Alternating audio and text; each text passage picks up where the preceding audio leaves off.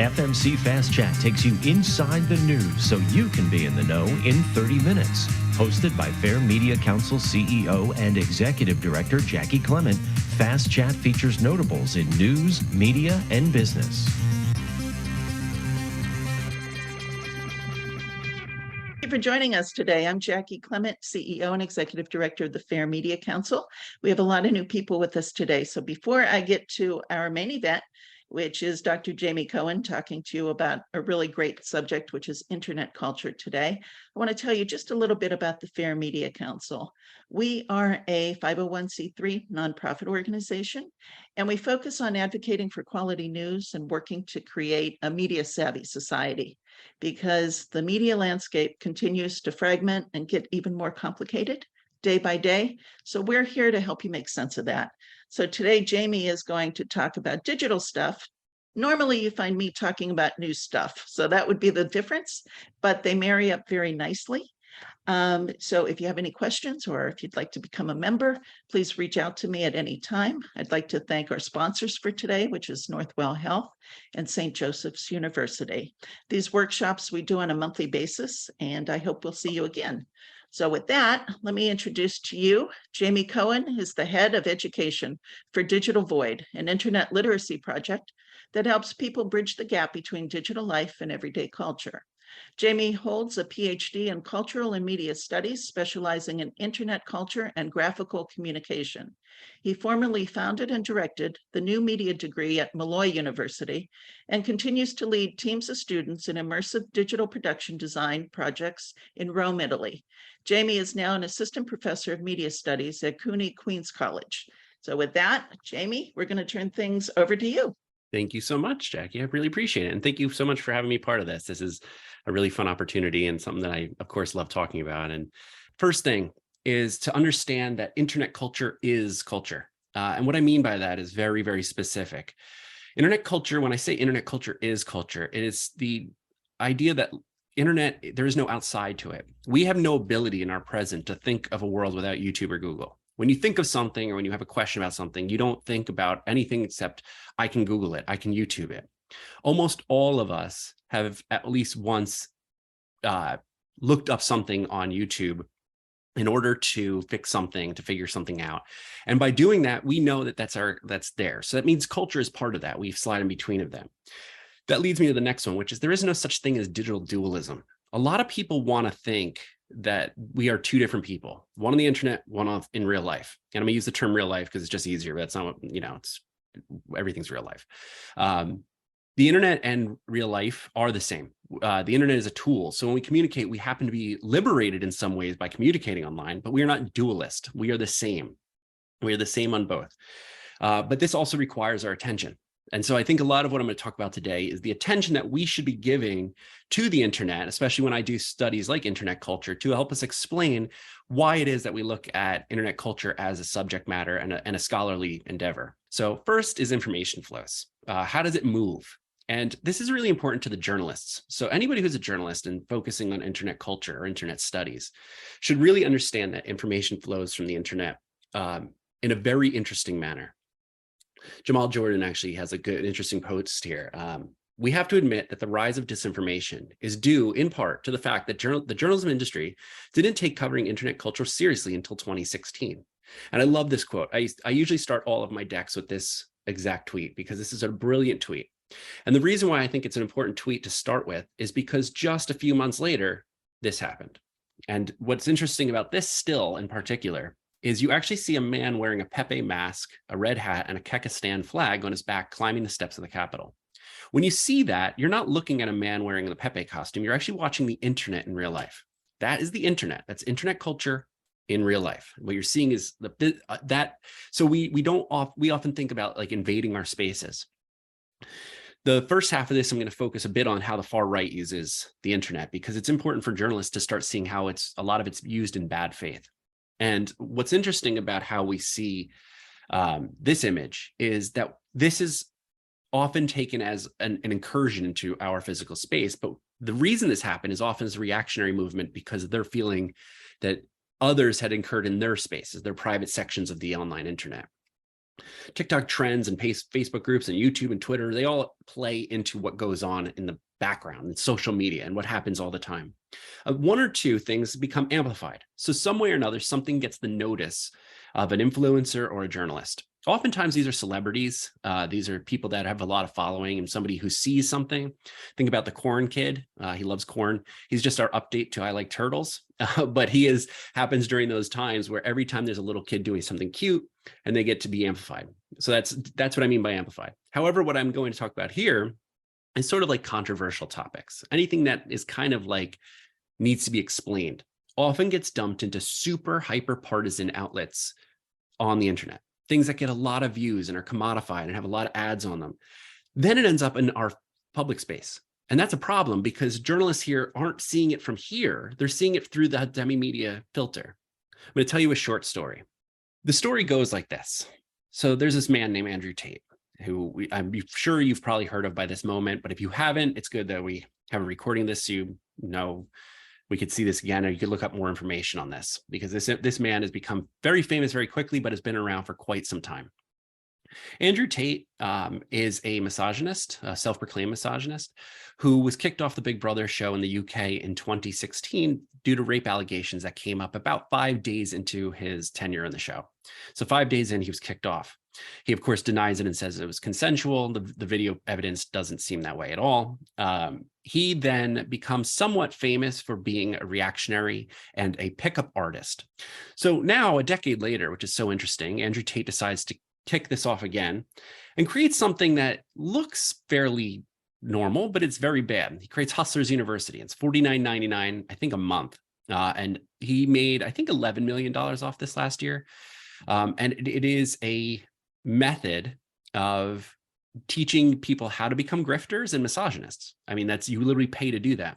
He frames it in a way of like treating women better. And he launders this idea through Joe Rogan and other mainstream podcasts. People now finding sympathy because now Andrew Tate is public. Now something that existed solely on the internet, a story that would exist solely inside of the spaces where we don't really get access to that information, is now public information.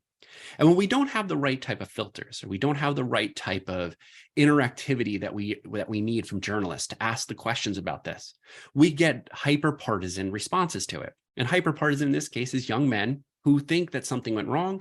And of course, the people like everyone else who feels like this is the comeuppance that is necessary for a man who was caught sex trafficking a young woman. So the woman claims that she was allegedly kidnapped age 16. So all the things that are often pushed onto their enemies is often projection. And Andrew Tate is now in jail. He spends the next, I think, 15 or so days in the Romanian jail. And we'll see what happens from there. But it's amazing to see that this response then happens. And so Greta then responds. This is what happens when you don't recycle your pizza boxes, which creates a viral tweet. And so we come to it from that end point. What's interesting, though, too, is how the world sees this. So there is also this part about miscommunication that happens globally. Because Greta had posted a thing about small dick energy, across the world, there was a response about body shaming. Because there's a loss in translation of internet culture, we forget that internet culture itself has languages that are distinctly regional. And so when you're in different regions, you're going to hear things in different ways. In the US, we know that slang to be something different of its opposite here. And then we hear it and we kind of understand it. There's a nuance to it, a meme that we sort of just get. Where in other countries, they think, oh, that's not fair. Why would Greta be making fun of him? Greta Thunberg is fluent. She is absolutely fluent in internet culture. And her fluency makes her very, very important, a very good communicator to see how internet culture is its own language and environment. This is her responding to Donald Trump because he had said that she looked like a very happy young woman looking forward to a bright winter future, sarcastically. And so she responded that way. There's many listicles out there of Greta Thunberg's clapbacks of people on the internet. She's fairly good at it. Greta was arrested, I think, yesterday at a protest, and so I'm sure she'll be freed soon. But she's a very active activist. All right, so like I said, that's a lot right there. That's a lot to talk about. But one tweet often gives us enough backstory to help us see how internet culture flows. What does that look like, and how does it operate, And how do we interact with that type of information? In other words, we would come across a lot of this stuff from the end of the story, but it really does require interrogation and an importance of taking it seriously for people to start seeing why internet culture should be taken seriously as a subject matter. That's because the world is changing. Where's this going? Like, what happens now? Now that we know that the internet itself is part of the flow that changes the reality, what happens in the next decade? So like I said, the 2000s were like this stack, all these new inventions, new apps, new technologies. Facebook was born, Twitter, Instagram. Well, Instagram was 2011. But so we saw a lot of vertical growth. The 2010s, scaling. They tried to scale outward. But now there's a lot of shift that's going on, especially in generative AI and the decline or the degradation of social media. I'm going to start with AI. This may raise some questions, so we'll come back to this, and then the degradation of social media. Generative AI is the umbrella term for LLMs and GANs. So you might know GANs from this person does not exist.com, which is a website where you could just click refresh and it generates a person and it's a person that does not exist. I don't know if you've noticed thus far, but every single image I've used in this thing is made from DALL-E. So DALL-E, you could tell from its little rainbow thing on the lower right of the image.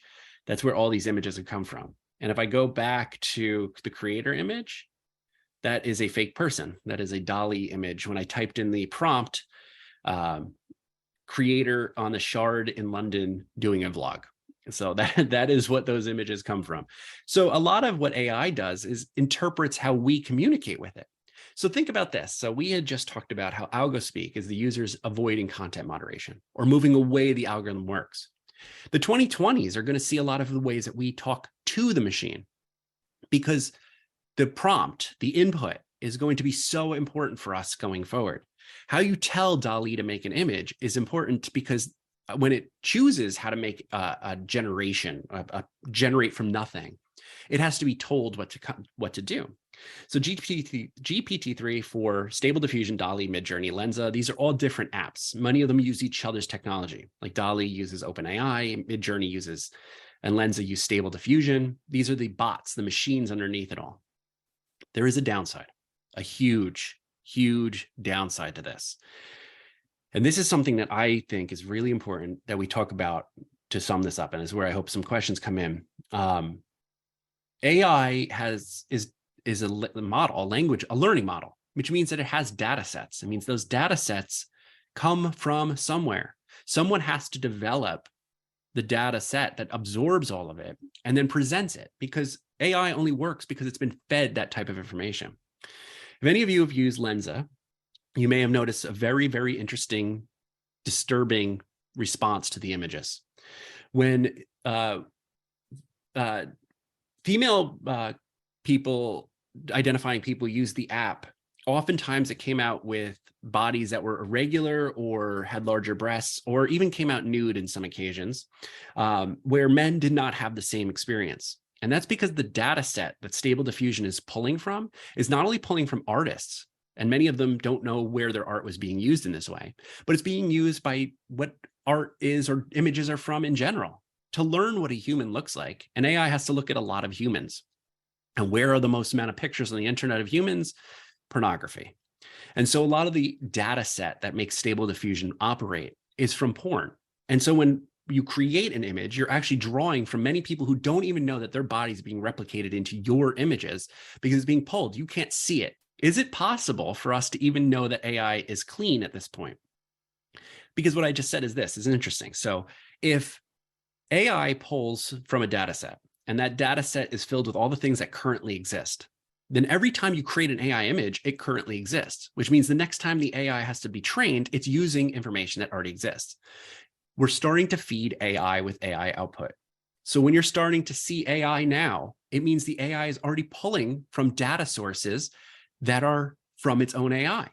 So when we create generated text like GPT-3 or 4, when it sources that, it's taking from a data set of existing, which means some of the text that exists is AI written. So it's creating a feedback loop.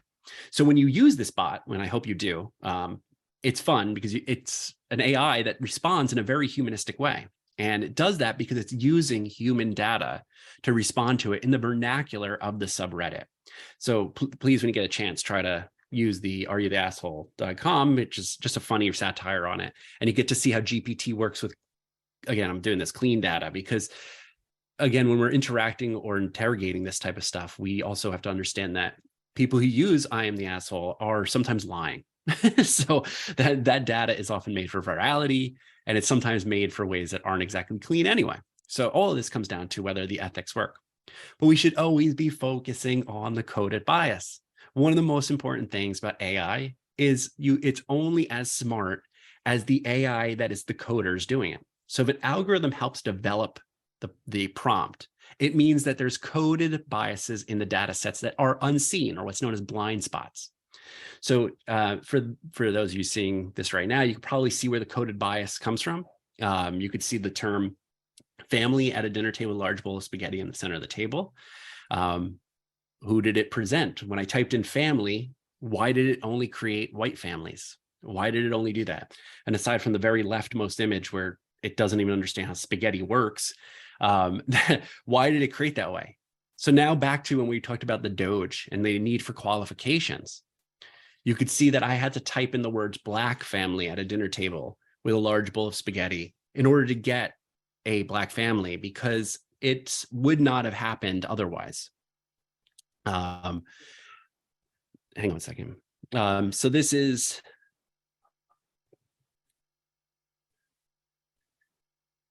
so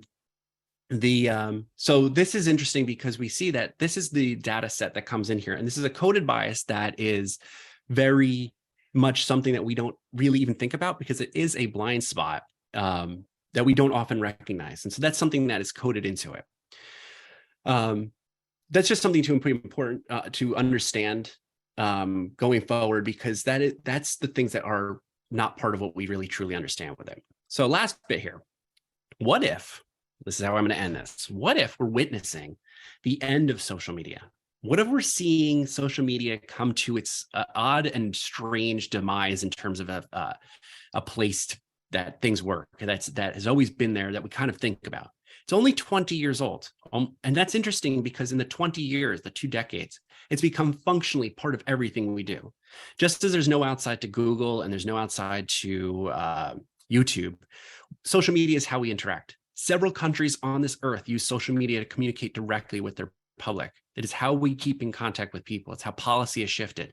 During the Trump days, that is often how policy happened. It would be beta tested on Twitter, and then it would be moved into politics and then moved into law, which means that social media itself is part of our civics. That's how it works. Elon Musk's recent acquisition of Twitter has changed how we see billionaires, for one thing. We start seeing billionaires in a different way in terms of what they're really capable of. And 2, what it means to really truly operate a social media site.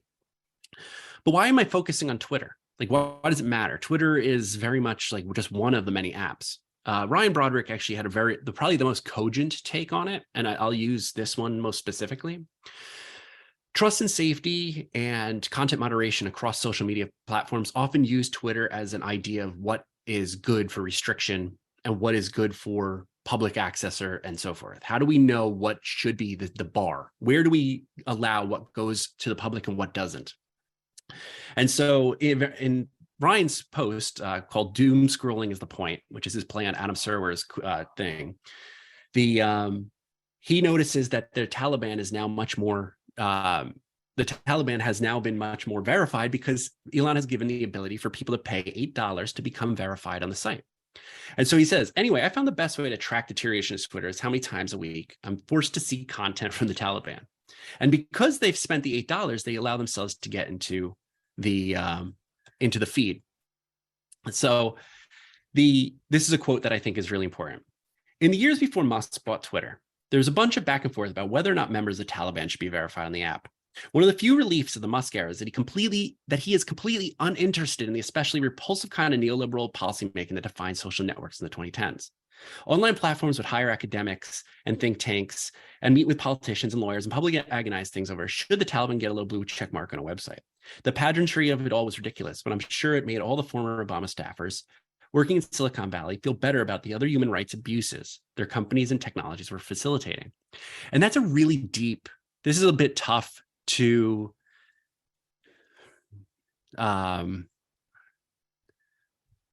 so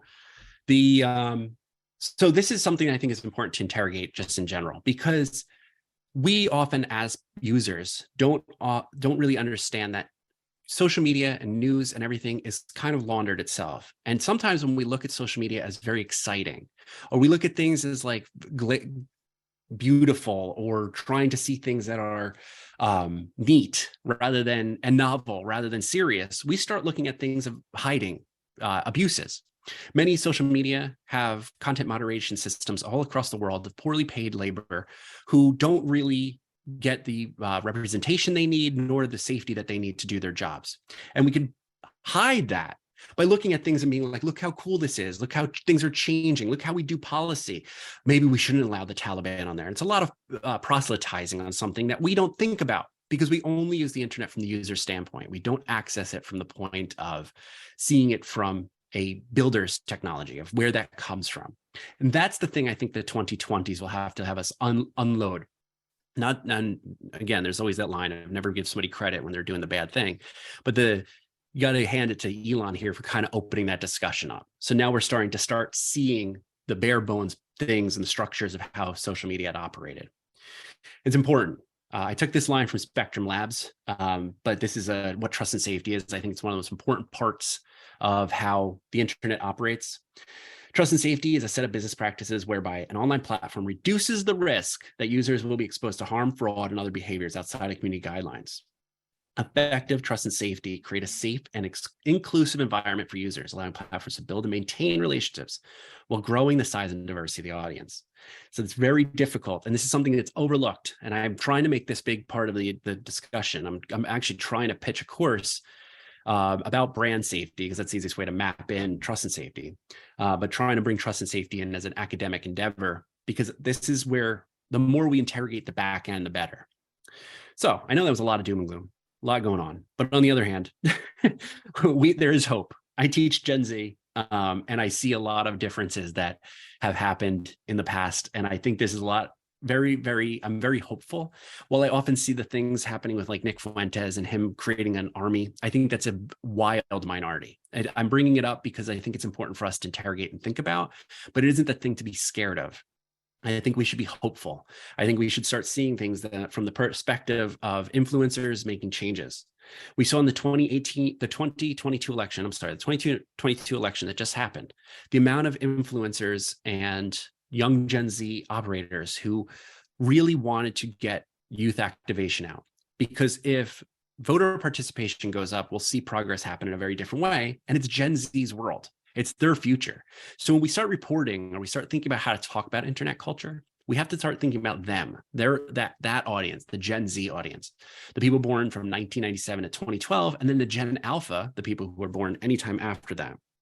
And so those audiences are going to be the top consumers, and they're going to be the people who are making the decisions. So these platforms are not going away. They're not drifting. New platforms that are becoming popular, like TikTok and Be Real, and anything in which there's more instantaneity and authenticity is going to be up. Snapchat still resides at one of the top used platforms for young people. And then when I did my Italy class this past summer, almost every student was using Be Real, and I thought that was very interesting. I think I've aged out of that, but I find it very, very interesting in terms of how we interact with the internet. I appreciate that. Thanks so much, Jamie. That was really fascinating. One question I have, and it's a little bit off topic, but as you were going through it, I was wondering the impact of all of this on our basic attention span, so that we can actually either not or go ahead with looking at the bias, because it just seems like everything's moving so fast. Yeah, I think that's partially by design. I think a lot of when we start thinking about it, the attention span and the shortening of it, and TikTok being this infinite upward scroll of thumb flicking, and you could literally fall in like a time hole. You go in and you start working on it, and just an hour goes by. I think that's part of a term that Mark Zuckerberg said, which is time spent. The more time we spend on social media, the more money that they're making because more ads are being seen. It does impress upon us the inability to be critical. There's a very, very famous commercial by Casey Neistat for Samsung where he does a call to action about becoming a YouTuber. And he says, you'll live a life so fast and so free that you won't have time to even think about it.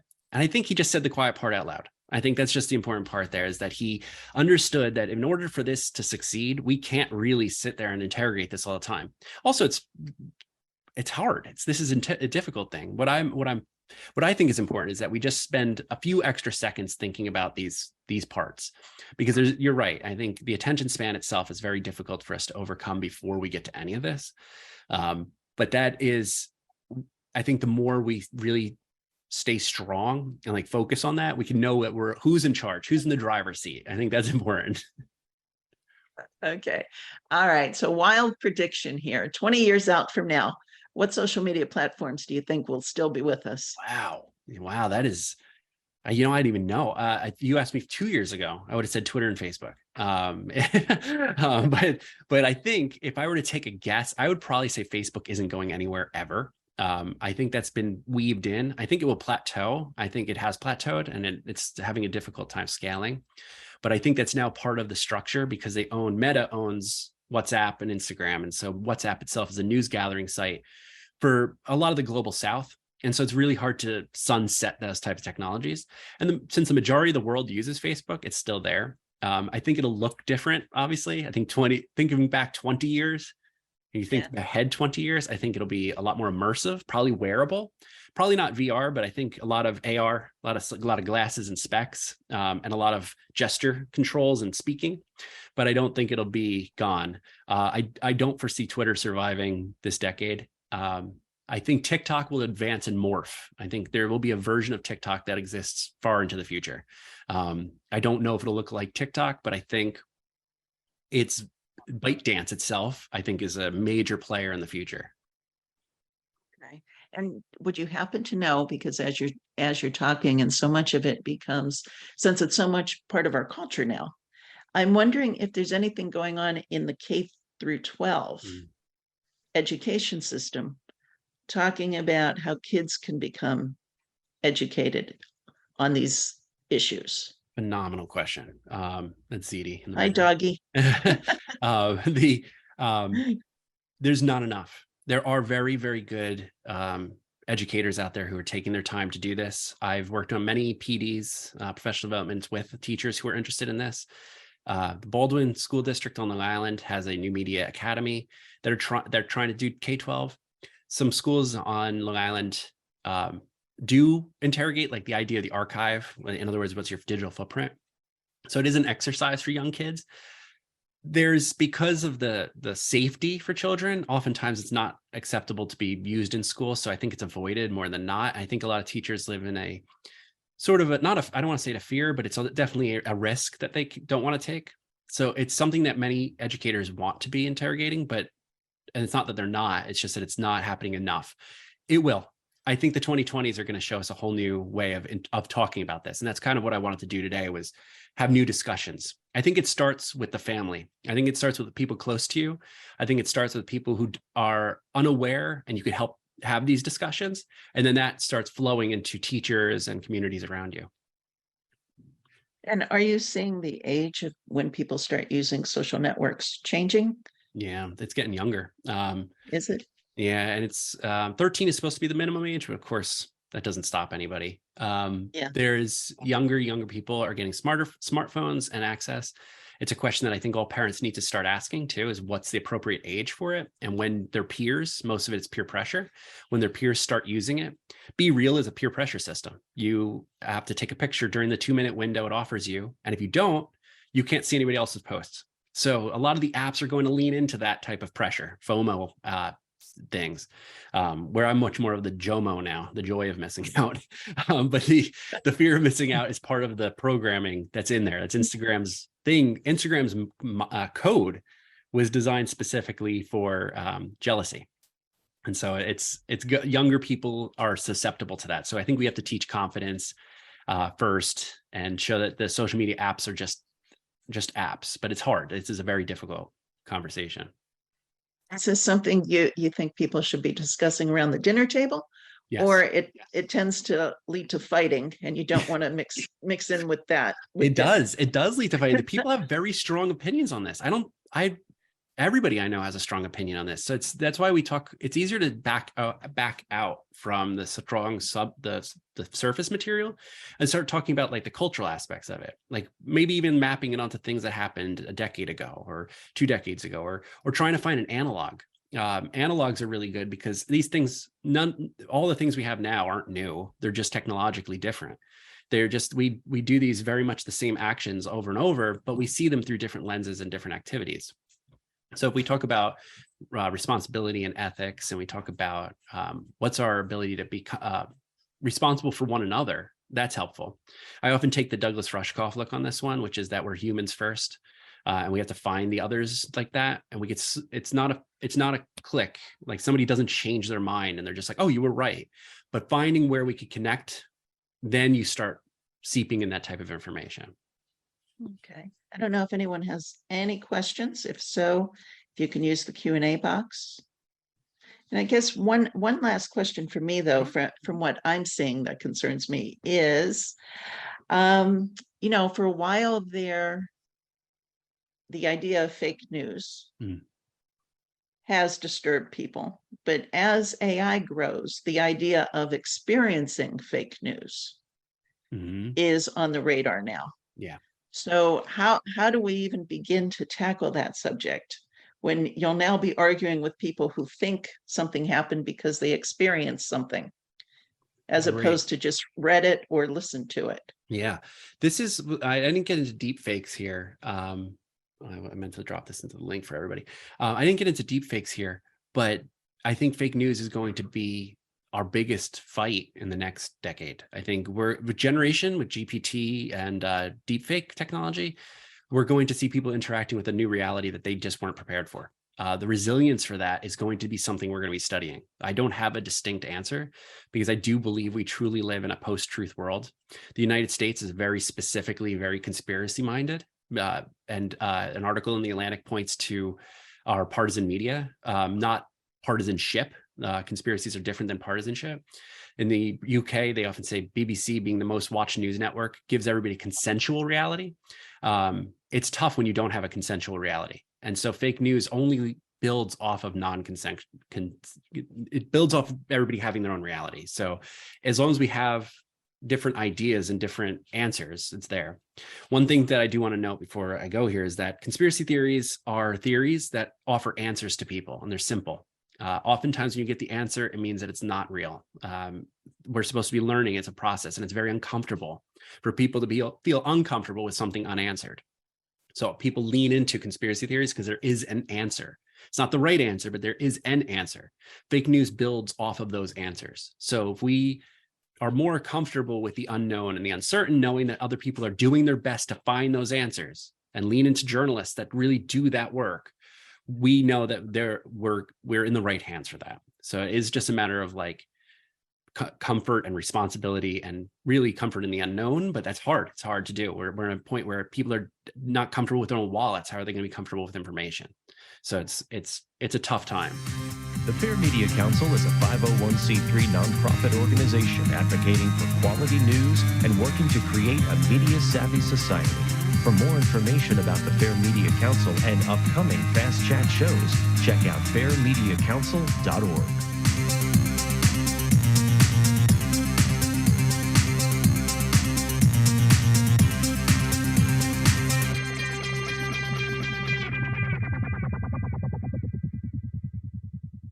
This podcast is a part of the C-Suite Radio Network. For more top business podcasts, visit c-suiteradio.com.